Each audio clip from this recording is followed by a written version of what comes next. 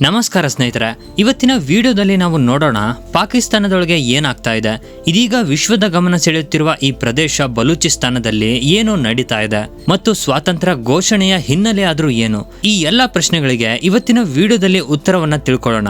ಹಾಗಾಗಿ ಈ ವಿಡಿಯೋವನ್ನ ಎಲ್ಲೂ ಸ್ಕಿಪ್ ಮಾಡದಲ್ಲೇ ಕಂಪ್ಲೀಟ್ ಆಗಿ ನೋಡಿ.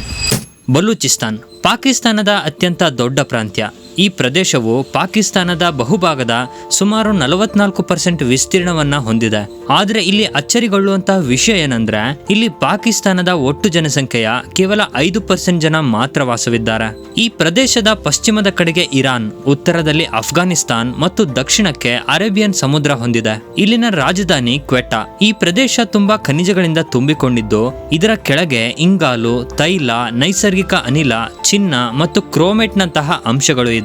ಆದ್ರೆ ಈ ಸಂಪತ್ತಿನಿಂದ ಬಲೂಚ್ ಜನರಿಗೆ ಯಾವುದೇ ರೀತಿಯ ಲಾಭ ಆಗ್ತಾ ಇಲ್ಲ. ಅವರಿಗೆ ಸರಿಯಾದ ಉದ್ಯೋಗ ಇಲ್ಲ, ವಿದ್ಯುತ್ ಇಲ್ಲ, ಕುಡಿಯಲು ನೀರಿಲ್ಲ. ಇದರಿಂದ ಅಲ್ಲಿನ ಜನರ ಜೀವನ ತುಂಬಾನೇ ಹದಗೆಟ್ಟಿದೆ. ಹಾಗಾದ್ರೆ ಸ್ನೇಹಿತರೆ, ಈ ಬಲೂಚ್ ಜನರು ಯಾರು, ಇವರ ಇತಿಹಾಸ ಏನು? ಏನಂದ್ರೆ, ಬಲೂಚ್ ಜನರು ಬಲೂಚಿಸ್ತಾನದ ಮೂಲ ನಿವಾಸಿಗಳು. ಇವರ ಭಾಷೆ ಬಲೂಚಿ ಮತ್ತು ಇವರು ತಮ್ಮ ಬಾಳ್ವಿಕೆ ಹಾಗೂ ಸಂಸ್ಕೃತಿಯನ್ನ ಹೆಮ್ಮೆ ಪಡ್ತಾರೆ. ಇವರು ಬಹುಶಃ ಪರ್ಷಿಯನ್ ಮೂಲದ ವಾಸಿಗಳಾಗಿರಬಹುದು ಅಂತ ಇತಿಹಾಸಕಾರರು ತಿಳಿಸಿಕೊಡ್ತಾರೆ. ಪಾಕಿಸ್ತಾನದಲ್ಲಿ ಇವರಿಗೆ ತುಂಬಾನೇ ಅನ್ಯಾಯ ಆಗ್ತಾ ಇದೆ. ಅದು ಆರ್ಥಿಕವಾಗಿ ಆಗಿರಬಹುದು, ಸಾಮಾಜಿಕವಾಗಿ ಆಗಿರಬಹುದು ಅಥವಾ ರಾಜಕೀಯವಾಗಿ ಆಗಿರಬಹುದು. ಇದೆಲ್ಲ ಸಮಸ್ಯೆಗಳನ್ನ ಇವರು ಭಾರಿ ಪ್ರಮಾಣದಲ್ಲಿ ಎದುರಿಸ್ತಾ ಇದ್ದಾರೆ. ಇದರಿಂದಾಗಿ ಇವರು ತುಂಬಾ ವರ್ಷಗಳಿಂದ ಸ್ವಾತಂತ್ರ್ಯಕ್ಕಾಗಿ ಹೋರಾಟ ಕೂಡ ನಡೆಸ್ತಾ ಇದ್ದಾರೆ. ಮತ್ತು ಮೇ 14, 2025ಕ್ಕೆ ಬಲೂಚಿಸ್ತಾನದ ಸ್ವಾತಂತ್ರ್ಯ ಹೋರಾಟದಲ್ಲಿ ಒಂದು ಹೊಸ ಅಧ್ಯಾಯ ಶುರುವಾಗಿದೆ. ನೀರ್ ಯಾರ್ ಬಲೂಚಿ ಎಂಬ ಬಲೂಚಿ ನಾಯಕರು ಹೇಳಿದ್ರು, ಬಲೂಚಿಸ್ತಾನ್ ಎಂದಿಗೂ ಪಾಕಿಸ್ತಾನದ ಭಾಗವಾಗಿರಲಿಲ್ಲ, ಅದು ಕೇವಲ ಒತ್ತಾಯದ ಭಾಗವಾಗಿತ್ತು ಅಷ್ಟೇ. ಅವರು ಭಾರತೀಯರಿಗೆ ಒಂದು ವಿನಂತಿಯನ್ನ ಮಾಡಿದ್ದಾರೆ, ದಯವಿಟ್ಟು ನಮ್ಮನ್ನ ಪಾಕಿಸ್ತಾನಿಯರು ಅಂತ ಕರಿಬೇಡಿ, ನಾವು ಬಲೂಚಿಸ್ತಾನಿಯರು. ಈ ಘೋಷಣೆಯೊಂದಿಗೆ ರಿಪಬ್ಲಿಕ್ ಆಫ್ ಬಲೂಚಿಸ್ತಾನ್ ಎಂಬ ಹ್ಯಾಶ್ಟ್ಯಾಗ್ ಈಗ ಟ್ರೆಂಡಿಂಗ್ ಆಗ್ತಾ ಇದೆ ಮತ್ತು ಬಲೂಚಿಸ್ತಾನಿಯರು ತಮ್ಮದು ಒಂದು ಸ್ವಾತಂತ್ರ್ಯ ರಾಷ್ಟ್ರ ಆಗಬೇಕು ಅಂತ ಘೋಷಣೆ ಕೂಡ ಮಾಡ್ತಾ ಇದ್ದಾರೆ.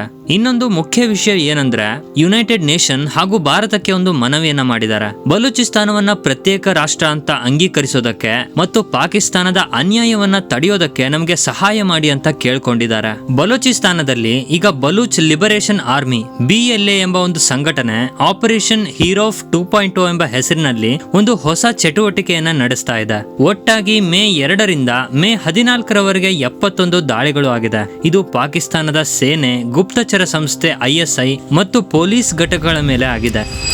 ಮ್ಯಾಂಗೋಚಾರ್ ಎಂಬ ಪಟ್ಟಣವನ್ನೇ ಕೆಲ ದಿನಗಳ ಕಾಲ ಅವರು ತಮ್ಮ ಹಿಡಿತದಲ್ಲಿ ಇಟ್ಟುಕೊಂಡಿದ್ರು ಮತ್ತು ಈ ಸಮಯದಲ್ಲಿ ಅವರು ಸರ್ಕಾರಿ ಕಚೇರಿಗಳು ಹಾಗೂ ಸೇನಾ ಕ್ಯಾಂಪ್ಗಳನ್ನ ಇವನ್ನೆಲ್ಲ ನಾಶ ಮಾಡಿದ್ರು. ಹಾಗಾಗಿ ಪಾಕಿಸ್ತಾನದ ಭದ್ರತಾ ಪಡೆಗಳು ಭಾರಿ ಹಿನ್ನಡೆಯನ್ನ ಎದುರಿಸ್ತಾ ಇದೆ. ಇದರಿಂದ ಏನು ಗೊತ್ತಾಗುತ್ತೆ ಅಂದ್ರೆ, ಬಲೂಚಿಸ್ತಾನದಲ್ಲಿ ಈಗ ಹೋರಾಟ ಇನ್ನು ಗಂಭೀರವಾಗಿದೆ.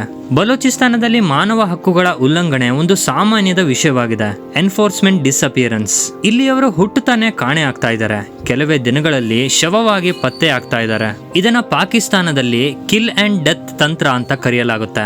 ಈ ಮಧ್ಯೆ ಒಂದು ಸಕಾರಾತ್ಮಕ ಬೆಳವಣಿಗೆ ಏನಂದ್ರೆ, ಕಶಿಶ್ ಚೌಧರಿ ಬಲೂಚಿಸ್ತಾನದಲ್ಲಿ ಮೊದಲ ಹಿಂದೂ ಮಹಿಳೆಯಾಗಿ ಆಯ್ಕೆಯಾಗಿದ್ದಾರೆ. ಇದು ಮಹಿಳೆಯರ ಮತ್ತು ಅಲ್ಪಸಂಖ್ಯಾತರ ಬೆಳವಣಿಗೆಗೆ ಒಂದು ಸಕಾರಾತ್ಮಕ ನಡೆಯಾಗಿದೆ. ಬಲೂಚಿಸ್ತಾನದ ಈ ಘೋಷಣೆಗೆ ಪಾಕಿಸ್ತಾನ ತೀವ್ರ ವಿರೋಧಿಯನ್ನ ವ್ಯಕ್ತಪಡಿಸ್ತಾ ಇದ್ದು, ಅದರ ಭದ್ರತಾ ಪಡೆಗಳು ಈಗಲೇ ಗಟ್ಟಿಯಾದ ಕ್ರಮಗಳನ್ನ ಕೈಗೊಳ್ತಾ ಇದೆ. ಅಮೆರಿಕ ತನ್ನ ಅಧಿಕೃತಿಯನ್ನ ಹೇಳಿಕೊಂಡಿದೆ. ಅದು ಏನಂದ್ರೆ, ತಾನು ಪಾಕಿಸ್ತಾನದ ಭೌಗೋಳಿಕ ಏಕತೆಯನ್ನ ಗೌರವಿಸುತ್ತೆ ಅಂತ. ಇದು ಬಲೂಚಿಸ್ತಾನದ ಪ್ರಚೋದಕರಿಗೆ ಒಂದು ನಿರಾಶೆಯ ವಿಷಯ. ಆದರೆ ಅವರ ಹೋರಾಟ ಇದರಿಂದ ಮಾತ್ರ ನಿಲ್ಲೋದಿಲ್ಲ. ಸ್ನೇಹಿತರೆ, ನಿಮ್ಗೇನನ್ಸುತ್ತೆ?